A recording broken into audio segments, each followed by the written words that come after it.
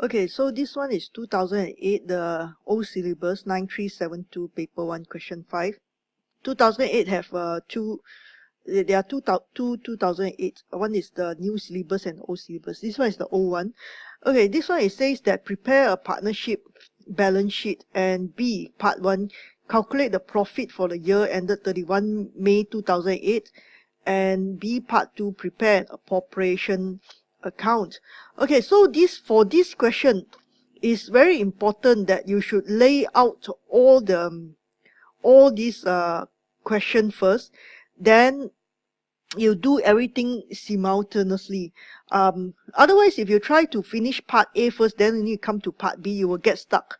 So in this question, you should lay out first. So you lay out your partnership balance sheet, and then you do part B part 1. You try to lay out B part 1 and B part 2. So now, okay, so B, so you have laid out all your answers. So B part 1, it says that calculate the profit for the year ended 31 May 2008. So this is the current account balance. Current account balance. Okay, you see this is the capital accounts. From what you read in the question, it seems that there is no the increase in capital, because it's not indicated in the question that the capital has increased in the year. So that means but there are partnership drawings. So when we previously when I show you some other question in the previous lesson, so this is the current account balance at the beginning of the year. So the capital account, remember that there is in the question, it seems like the capital account has not increased, so the capital account remains the same. So this is the partnership balance sheet of the beginning of the year, 31st May 2007. So you are supposed to prepare the partnership balance sheet at the end of for 31st May 2008. So I have laid out all my questions. So the current account balance, so that means in other words, because the capital account will remain the same, so that means any movement, that means the drawings will be deducted against the current account. So drawings is given in the question. The drawings, Rose is 23,000, Sarah is 19,000, and Tracy 12,000. So total drawings is so much. So that means the current account balance at the beginning of the year at net profit, okay, at total net profit minus drawings will be the current account balance at the end of the year. So now I will prepare this one first. You can put your current account balance less drawings. You can put your at net profit, okay, at net profit. So this is, I've broken it up, but you can just put your at net profit and then current account balance at the end of the year. Okay, so now I have prepared the structure here for the balance sheet. The fixed asset at the beginning of the year is 260,000. Then under note 3 of the question, it says that fixed asset with a written down value of 25,000 was sold. Sold means go out. Okay, so minus 25 for 18,000. So for 18,000, so that means 25,000 of the fixed asset net book value has gone out. Replacement were purchased during the year for 55,000. At 55,000. Okay, so close bracket.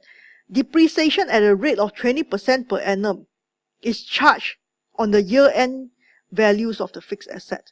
So you got to minus 20%, the depreciation of 20%. So you solve this equation, or you can alternatively, this one you close bracket, you times 80%, because you said that the depreciation is 20%, right? So that means you are left with 80%. In any case, you solve these equations, this will be your fixed asset value.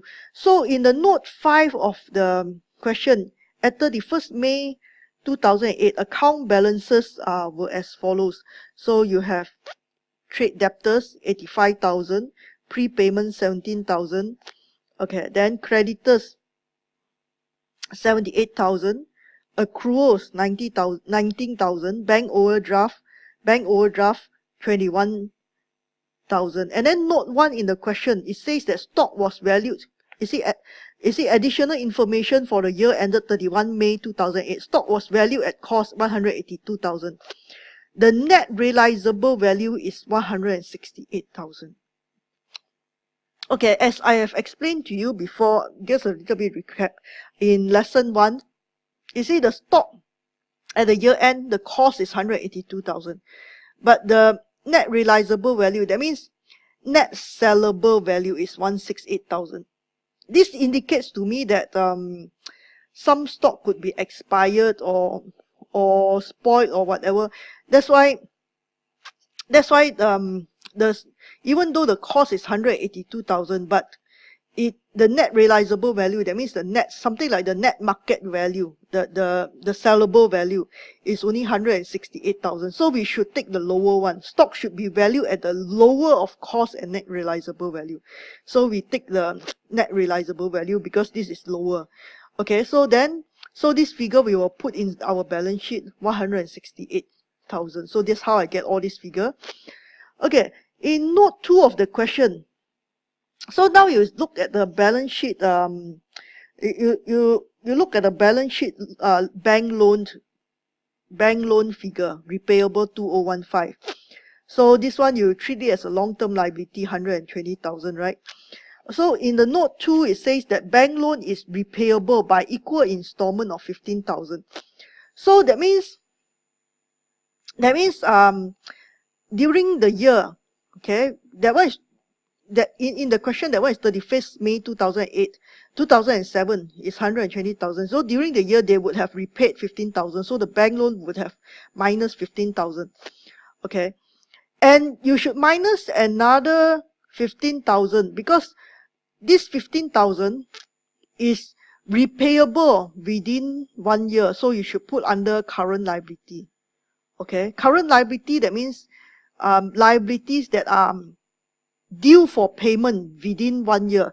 It's very important to classify current liability with long-term liabilities, because current liabilities are those liabilities, those debt that you will have an obligation to pay off within 1 year. So if you put all the current liability nicely, then at a glance you know that your debt that you have to pay within 1 year is 133,000. So that as a business owner, you would know that in the next 12 months you have to find a way to pay off this 133,000. And long-term liability, you know that you have more time, that you will only need to pay after 1 year.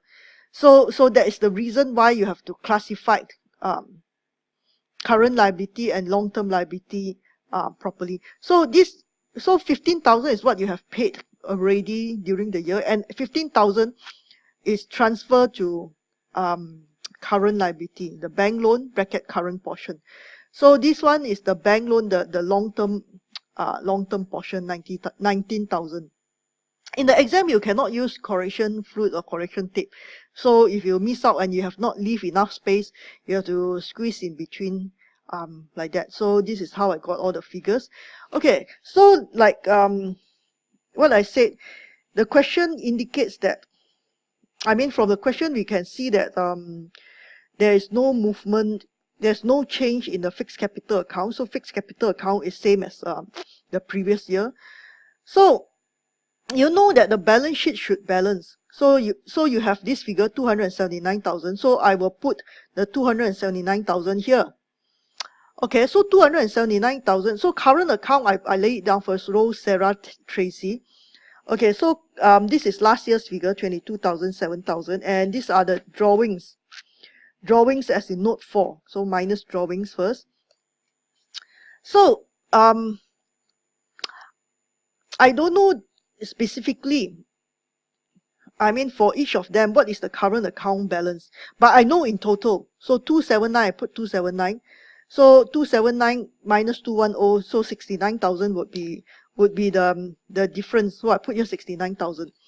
Then I can carry on with part B first. So current account balance, total current account balance at 31st May 2008 is 69,000.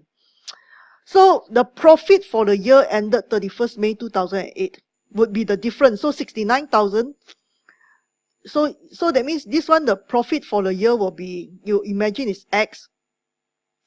X will be 69,000 plus 54,000 minus 44,000 would be 79,000. Okay. So this one I have break it up because, okay, you see, so how I get this one? On the top of the question, at the top of the question, interest at 5% on fixed capital account. So interest is 5% on fixed capital account. 5% on fixed capital account is 10,500. So okay, so part B, part 2. So in short, here you can just put net profit for the year ended 31st May 2008. I've been more long-winded in answering this question. So that is what the question wants. Calculate the profit for the year ended 31st May 2008, which is 79,000. Okay, so then part B, part 2 says prepare the appropriation account. So net profit is so much. Then interest on capital, less interest on capital. This is profit of available for appropriation. So interest on capital, you add it into the current account here. Then this is the share of profit. Okay. The question says that Tracy is guaranteed a minimum annual profit of 20,000 in addition to her interest on capital. Okay, so interest on capital has already been minus here. So minus here, we would credit it to the current account of everyone, including Tracy's. Okay, then the rest will be share of profit. So Tracy's share of profit is supposed to be minimum 20,000. Okay, if her share is less than 20,000, then her share of profit will be 20,000. Okay, so that means you see the profit sharing ratio is Rose half, Sarah 1/3, and Tracy 1/6.